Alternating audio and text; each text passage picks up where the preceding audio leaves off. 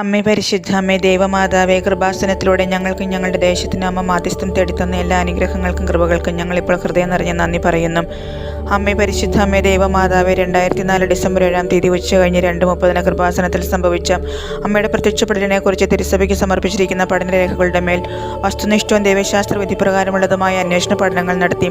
ആ പ്രത്യക്ഷപ്പെടലിലൂടെ പ്രകടമായ ദൈവമാതാവിൻ്റെ പ്രത്യേക കരുതലും സംരക്ഷണവും വെളിപ്പെടുത്തുന്ന പീഡിതരുടെ ആശ്വാസവും പ്രവാചകരുടെ രാജ്ഞിയും വാഗ്ദാനത്തിൻ്റെ പേടകവും പ്രപഞ്ചപ്രകൃതിയുടെ മാതാവുമായി പരിശുദ്ധ അമ്മയുടെ ഭക്തി തിരുസഭയിൽ കൂടുതൽ പ്രചരിച്ച് ജീവിതത്തിൻ്റെ ദുരിതാവസ്ഥകളിൽ അകപ്പെട്ട് കഴിയുന്ന അനേകായിരം മക്കൾക്ക് ദൈവത്തിൻ്റെ സാന്നിധ്യവും സന്ധിപ്പും കൂടുതൽ അനുഭവിക്കുക വഴി ആത്മീയവിശുദ്ധിയും ദൈവശക്തിയും കൈവരിക്കുവാൻ ഞങ്ങളുടെ കുടുംബങ്ങളെ ഇടയാക്കണമേ.